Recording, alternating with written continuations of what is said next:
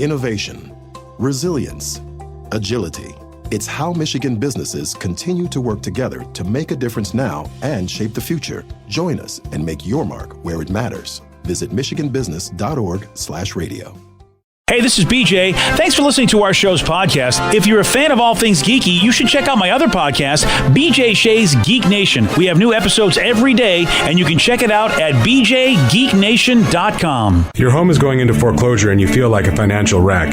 You don't know where to turn for accurate information. I'm bankruptcy attorney Travis Gagne. Let's talk about some legal options. If we work quickly, we can propose a plan to save your home, modify the loan, or in many cases, even eliminate your second mortgage. The consultation is free. I've helped hundreds of people just like you make informed decisions about whether to save their home or exit it on a reasonable, organized timeline. The chapter you choose sets the tone for the next chapter of your life. Please contact me today at choosetherightchapter.com. That's choosetherightchapter.com.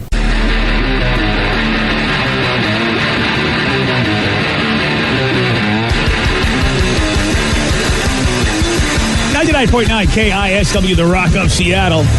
On Saturday, October 27th, Bourbon and Bacon Fest is back. This time, heading down to T-Town. Yeah.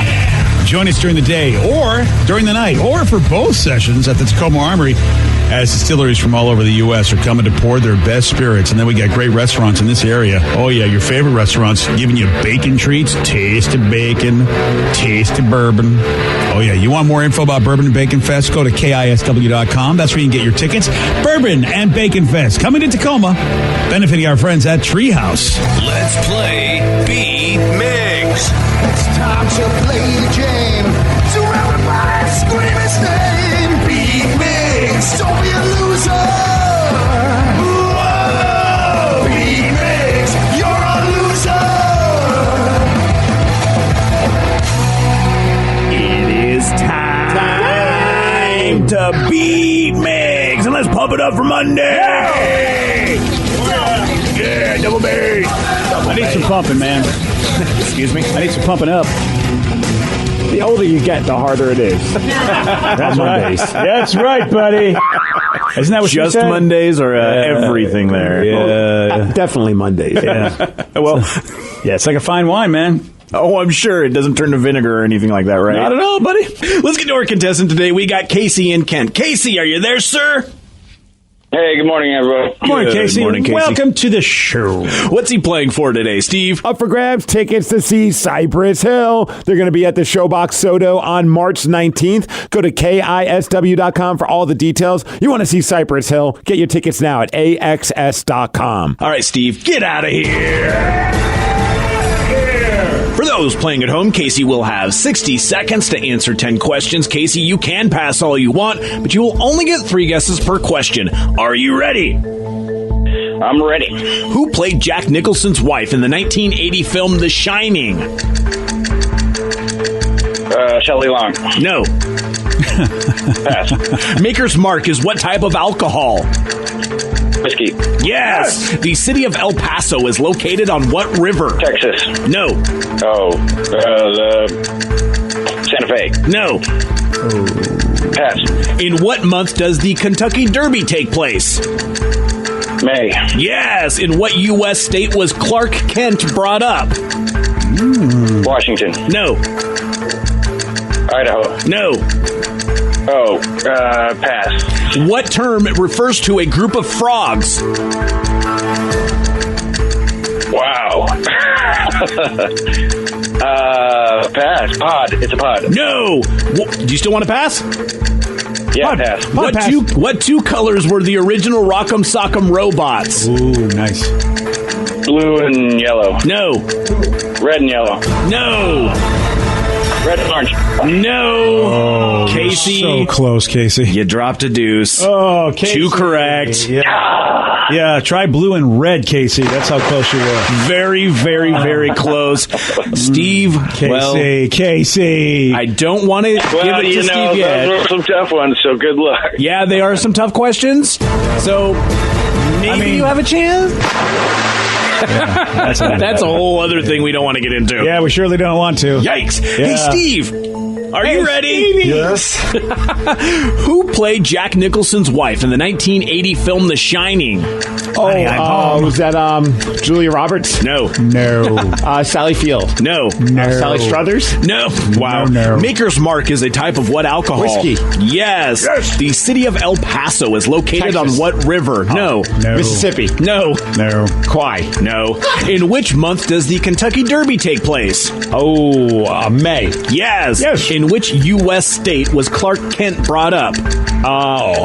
Was it like Indiana? No. Illinois? No. Massachusetts? No. What term refers to a group of frogs? School? No. Gaggle? No. Floggle? No. What two colors were the original Rock'em Sock'em robots? They were yellow and blue? No. Yellow and green? No. Blue and green? No. Mary Lou Retton won Blue and 5. red. No. Yes. Mary Lou Retton won 5 medals in what sport Gymnastics. at the age? Yes. Yes. Who left his Air America radio show in 2007 to run for Maron. U.S. Senate? Al Franken? Yes. No. Yes. Yes. You finally got it. Yes. Jeez. You totally messed up. Rev. God. He can't keep up with you, buddy. You got 4 correct, which is a win. Yes. Casey got a deuce. Sorry, Casey. Casey. You're sampling. Whatever. Yeah, that's what I say, Casey. I really feel he should have done better. Still undefeated. I'll give him the big W. undefeated.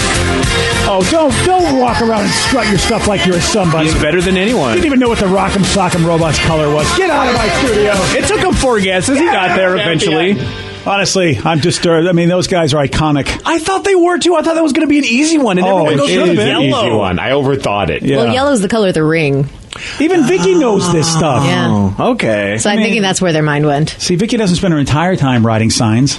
You know, Only part of the time. Yeah, she knows stuff. Go ahead and give me the answer for Jack Nicholson's wife in The Shining, BJ. I'm dealing with a nose, Shelley Duvall. Yes. Oh, you knew too, Vicky?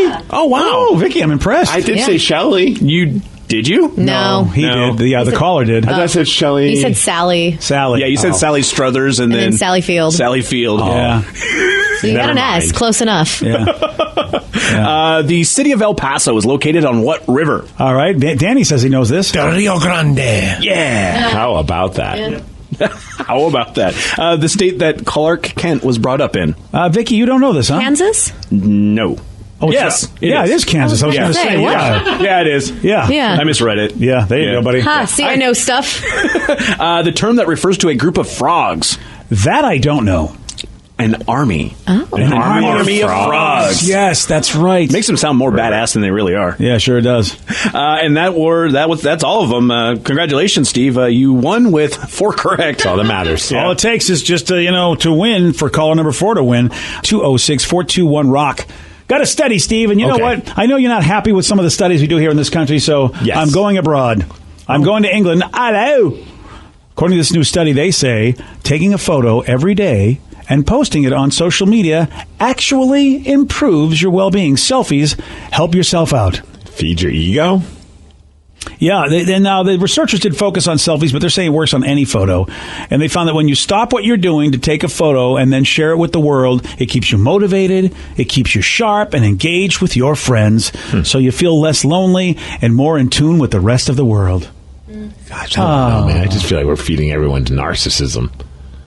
You know, When if you look it's- at some people's Instagram, and I think we're all guilty of having a selfie every once in a while in our Instagram pictures. Yeah. But when like every single picture somebody posts, Danny, is of themselves. yeah, there's that. Hey, yeah, I'm more of Sometimes a I wonder what's going on in Danny's mind when he takes that picture. yeah. I just want attention. Okay. Yeah. Fair enough. Yeah. Yeah, Danny is actually quite overt about it. I give Danny credit. He never backs down from what we accuse him of. He's like, oh, no, you're absolutely right. I am stereotypically doing what you said I'm doing. As long as you embrace it, I can't knock you for it then. Yeah. That and pizza, that's really, I think, it that I post about. Well, and Lily when I'm there. Of Oh, course. God, yeah. We I mean- bet on how many pictures you're going to post of Lily. I take it back. I'm looking at Danny's Instagram, and it's like 1 every 3 or 4 pictures is a picture of himself. Oh, it's only 1 every 3 or 4. Yeah, so he's not nearly as narcissistic as I thought. That's, you know what's funny is I thought I was more narcissist than that too, so. Yeah. If you I'm could with say you. the word, it would even be better. Yeah, no, I can't. I mean, some of them, you have a couple stretches where it's like 3 in a row. Like there's this picture of him in the bathroom. For what reason, I don't know. I don't know what he's doing there. Yeah, Danny, really. Picture of him in the bathroom. You just need a bathroom selfie every now and Yeah, then. if you're a people. female. I mean, sometimes you next do. picture, like, You- what's that? I Yeah, don't some of know. your pictures Like are this. really like it's a high school teenage girl's picture. I don't know what you're doing. He's doing the hand thing that women do. Like, I don't know what to do with my hands. And if you had long hair, you would be playing with your hair. I wish I kind of did. I actually thought about growing my hair out one time so that way I could do the emo. I'm not really having a conversation about this. I'm making fun of you, sir. I was going to say, the reason the girls do the hand thing is to push their breast up so you could see more cleavage. Oh, is that why they so do if you ever that? see a girl like put her hand like around her ribs, it's to push the boobs up. Or to kind of like lift up the side Steve, boob. Steve, you need to So start that's doing what that. Danny's doing right there. He's trying to push up his breasts in this picture. His cleavage does look good. BJ and Migs, mornings on The Rock, 99.9 KISW. Hey, you got something to say? I got something to say. They're wild, rapid, and on the loose. This is Listeners on the Loose. 99.9 KISW, The Rock of Seattle. Listeners on the loose, you pick the topic, you guide the show. 206-421-ROCK. Text us at 77999. Whatever you want to talk about, the floor is yours. But do remember, Steve has a rule. It's a simple rule, BJ, and that's to show some energy and bring it. Otherwise, we're going to have to gong you and then say goodbye. Goodbye, old friend. I don't know, man. I don't know if you've been a little lenient these days, man. Why is that? I feel like you've let people go on and you've kind of, I don't know.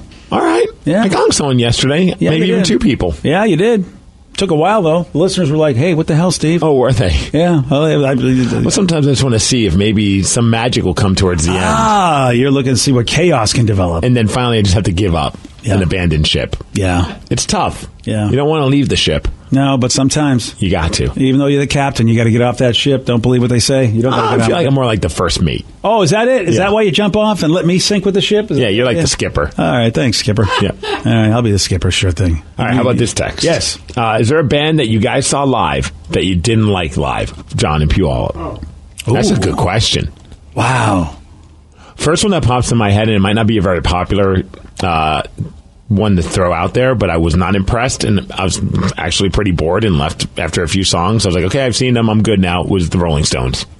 Really? Yeah. But also, I mean, I didn't see them when they were younger, so it sucks to be able to, like, I feel bad saying, you know, what was it, that show where they did at Safeco, was it, or CenturyLink Field? I think it was it was a field. CenturyLink Field. Yeah, I it believe. was a field. And it was maybe 8 or 9 years ago. Was that with Dave Matthews? Yes. Yeah. I love that show. I love this, but maybe it's nostalgia. Yeah, I'm sure it is, and I'm not saying they were bad. I just wasn't. It was just like, okay, I could just listen to their music on the way home, and they'll get the same accomplished.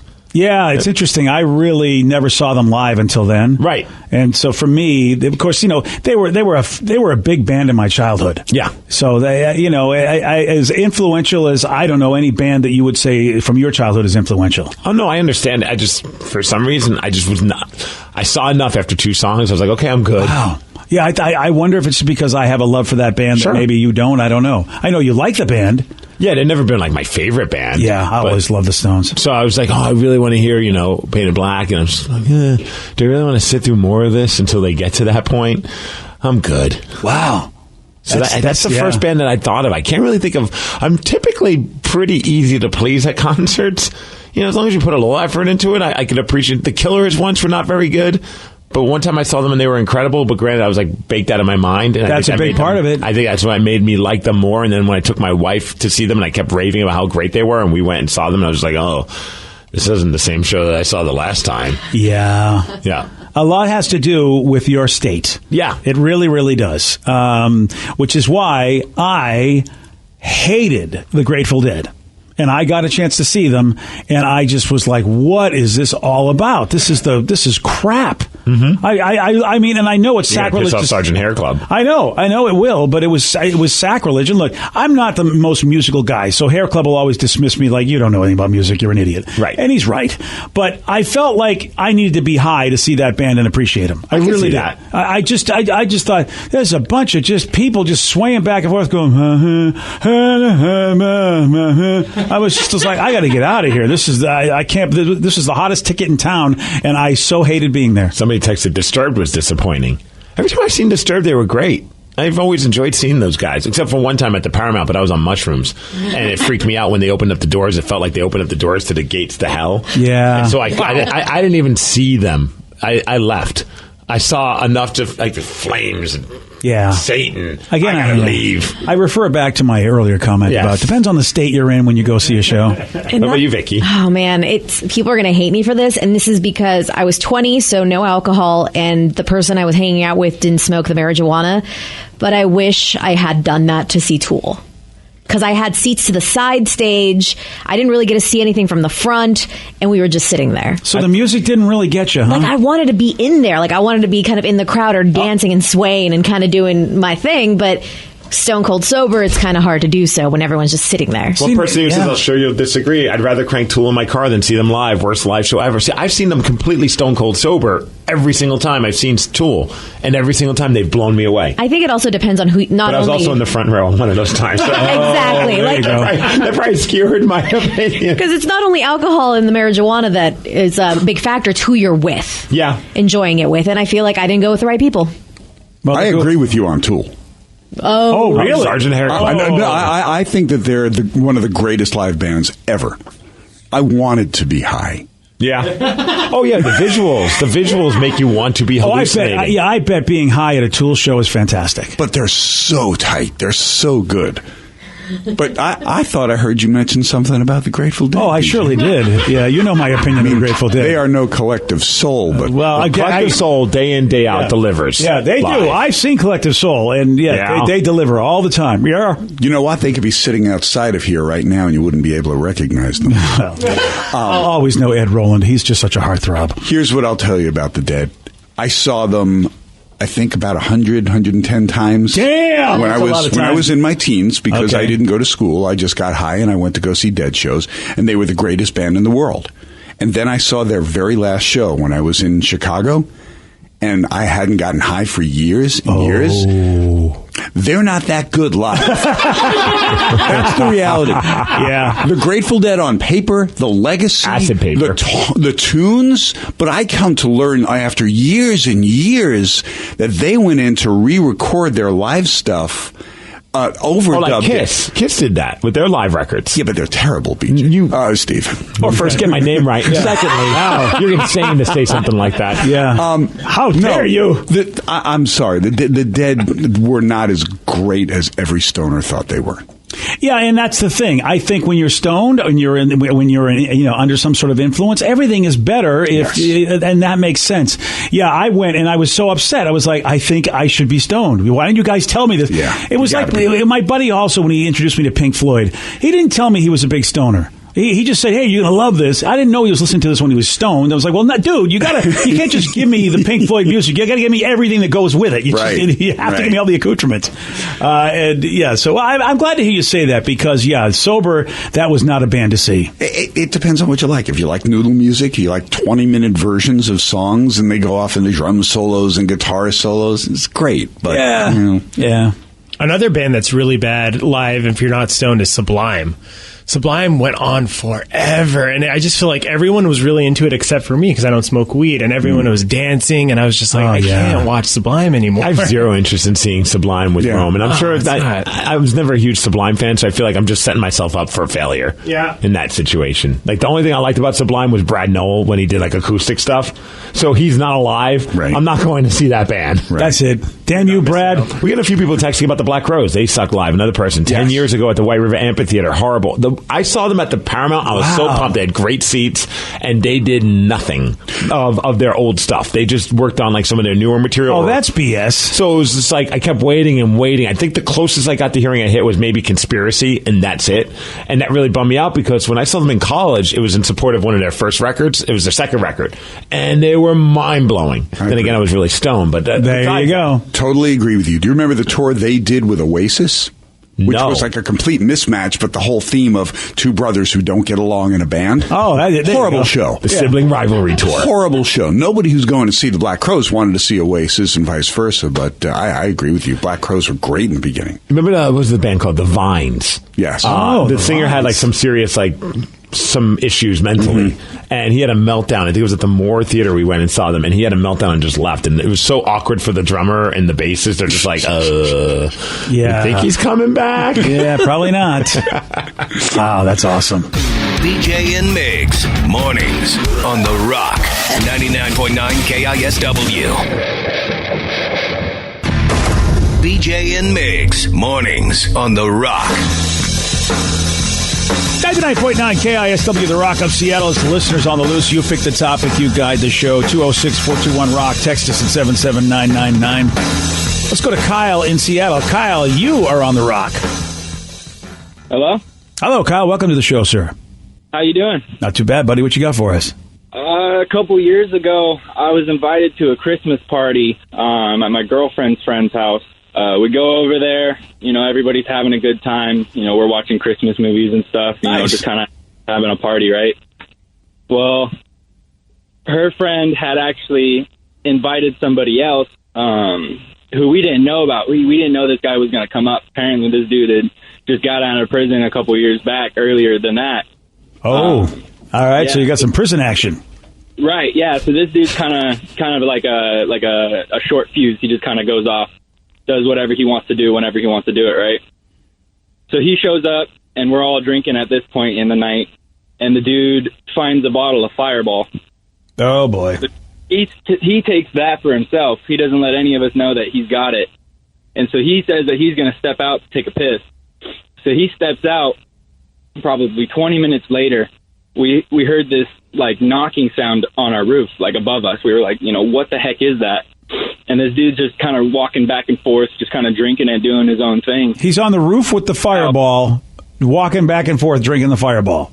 Right. Was he at least peeing?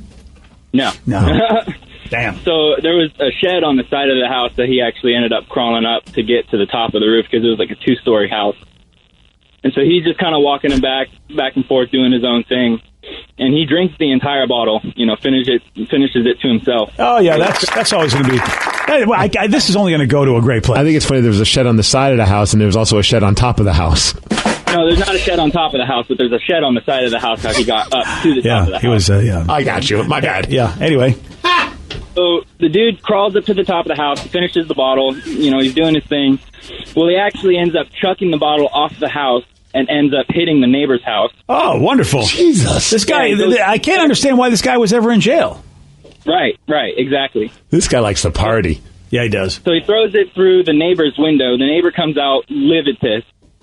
And he starts yelling at the guy. They started having an argument between the two. While he's he's yelling at the guy while he's on the roof. Right. And so there's that altercation going on. It's like 10:30 at night, so the other neighbors start coming out. Of course. One way or another, somebody calls the cops. So the cops show up. The cops are yelling at him. They're trying to get him down. He's yelling at the cops. The fire department shows up trying to get him off the roof. And the dude actually ends up trying to jump off the roof and into the pool so that way he can crawl out, and because there's a pool in the backyard. So he ends up trying to jump off the roof. This guy's watched a lot of 80s action movies. Yes, he has. Right. So he tried to jump off the roof, which is a 2-story house, into the pool. The deep end is only 8 feet. Oh, Jesus. So he had the bright idea that he's going to try and jump into the pool. Well, the house that we were at was built in the 60s, and the roof needed to be redone. Oh. So when he went to go jump, he actually fell through the roof and knocked himself out on one of the beams. This guy's the best. This guy. Right. So did he end up going back to the clink at all? Yeah, later on, I guess what happened was the lady who was hosting the party didn't want to press charges or whatever, just as long as the roof got fixed. Yeah, I'm sorry, but you can't. You know what? You can't. That guy's got to go back, and he's got to get some more help. Yeah, I wish somebody filmed all that. Oh, well, that wouldn't have been amazing. Like an episode of Cops happening right in your house. Damn, dude, that guy is just a genius. Let's go to Derek and Cedro Woolley. Derek, you are on the Rock. DJ Shay. Who cares? All right. So you guys were talking about piercings and about how Steve passed out. Yes. I have a great piercing story for you. Was it you or somebody you know? It was me. It was me. I decided that I was going to get my nipples pierced. Oh, damn, dude. I honestly, I don't understand that. I don't know. What made you say, this is what I want to do? I don't know. I guess the thrill of it, just to see what it was like. Damn. That's the exact reason why I did the piercing on the eyebrow. I didn't even want an eyebrow piercing. I've never had anything pierced in my entire life. I had no intention of keeping it. I just wanted to know what it would feel like. Damn. And then I passed I have my eyebrow pierced, and you are a lady. Huh? He called you a weenie. I'm a weenie because my body reacted a certain way that I can't control. You, sir, are a dumbass. Whoa, just like I just that. hate people like that, man. Whoa. You can't control that. Wow. I think you took that a little personally. I just, after a while, I hate the people that talk tough with tattoos and piercings. Like, oh, that one didn't hurt. You got to be a wimp to not like this. So you're hearing a lot of that in that world. Well, I hear it, and there's certain parts of my body that other people, it hurts them really bad, and it didn't hurt me, and I'm never like, wow, you're a wimp. It's like your body reacts differently for everyone. I feel like, Steve, that your reaction to that guy, you were kind of like a weenie. I was. Yeah. I'm going to gong you too. Bye,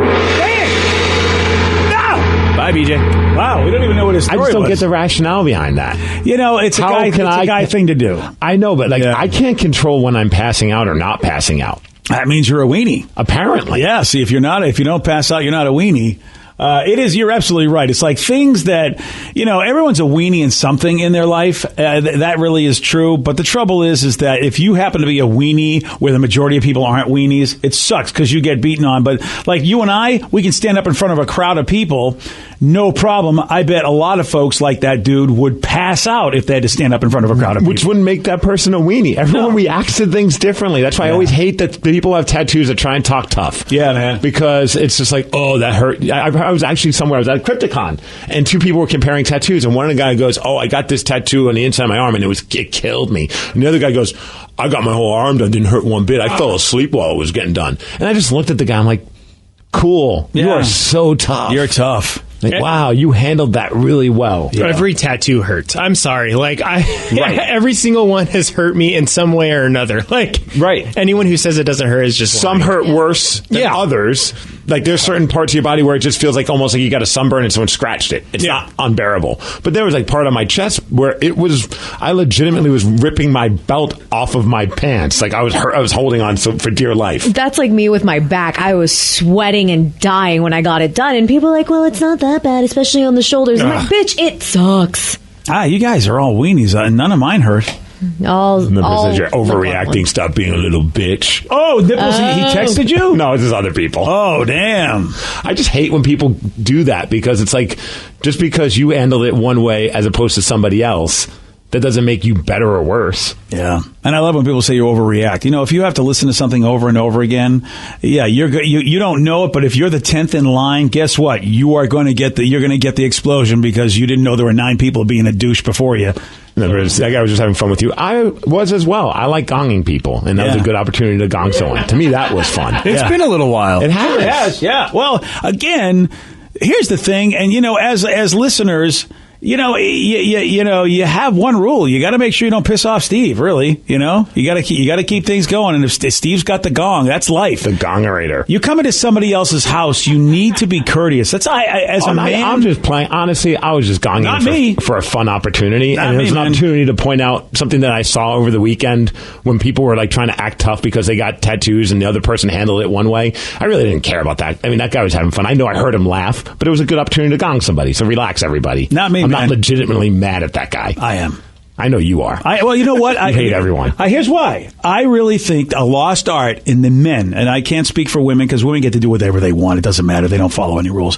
But men, a lost art has been the art of respecting somebody in their home, in their place, when they're the host. I have seen too many men, young men, just not know how to behave when they're being hosted by another dude and they disrespect them in his own area. And this is our house. You don't come into our house and disrespect a guy. As far as I'm concerned, I would have gonged him. That's how I am. I'm really firm on that. I have people come to my house and if they act like idiots and I'm like, do you know you're in my house? You're a guest in my house. You need to have respect or get the F out. And that's a lost thing. What was the last time that somebody did? What did someone do? Somebody was mad that I didn't have somebody was mad that I did not have the right brand of soda to mix with the free alcohol I was providing. Who does that? I know. Wait, they were legit giving you a hard time? Pissed. That's awesome. Why don't you have this brand of soda? And I'm like, oh, why? Because you can't mix it with the free alcohol I'm giving? You remember what I said? Bring whatever you like. You brought nothing. So guess what? You must not like anything or you like everything. So shut up. I know. It's amazing. That is impressive. It is amazing. I see more and more of it where people disrespect people. I mean, there was a fight last night where some dude was at somebody else's house, and I had overheard part of this conversation via a text message. People were texting, "Go, you're not going to believe what this guy's doing," and they were relaying us the information. So they were like, while things were happening, this other person was texting us, going, "Hey, this guy, he's doing this to this other guy's house," because they knew I would be pissed about it. And I'm like, how does somebody do that? How does somebody be against somebody's house and be a douche? Right, just be happy that you have alcohol. Yeah. It's a lost. I think the boys are not being educated properly about how you need to be respectful in somebody else's place. And that goes too, if it's a woman's house, the same thing. You do not cause problems for anybody in somebody else's house. You don't fight with the wife. You don't fight with the husband. You don't fight with anybody. That's why when people get all like, try and cause drama with someone who's getting married, like a bride, I'm just like, why are you doing that? This is their special day. Let them do whatever they want. As long as they're not being a jerk and they're not being bridezilla. But when you get all upset because they're not letting you wear a certain thing, it's like, it's their day. If you're part of their bridal party, just listen to what they want. As long as it doesn't make you look like an idiot, I can understand that. But if you don't like I don't want that. It just seems so stupid. We get that, dude. And I'm saying, you know what? And more groomsmen are complaining. Stuff like, it's like, dude, do you forget that just do what this guy's got to do? What he's got to do. His wife has picked out the whole thing. Sorry, you got to wear a pink tuxedo. I know it's stupid, but you know what? That's what the wife wants. To wear a pink tuxedo. I know. Yeah, but people complain. Today's podcast was brought to you by Travis Gagne, bankruptcy attorney. He's here right now and has agreed to answer more of your questions about bankruptcy. If I call Travis, will I actually see him or someone who works for him? Absolutely. When you come in to see my office, when you first call in, my staff will try to help you with any basic questions that you have. I can give you a call back, but they'll usually try to schedule you for a free consultation with me, the attorney, and I'll meet with you personally. We'll talk about the basics of your case, and I'll take you through a question and answer session that an interview that usually lasts about 30 minutes. We'll get the basics of your financial situation. I can answer your questions, and we can talk about whether bankruptcy makes sense, your non-bankruptcy options, and how bankruptcy could affect you, what the process is. Thanks, Travis. If you have more questions about bankruptcy, you can reach out to Travis anytime at choosetherightchapter.com. That's choosetherightchapter.com. Thanks for listening. Innovation, resilience, agility. It's how Michigan businesses continue to work together to make a difference now and shape the future. Join us and make your mark where it matters. Visit michiganbusiness.org/radio.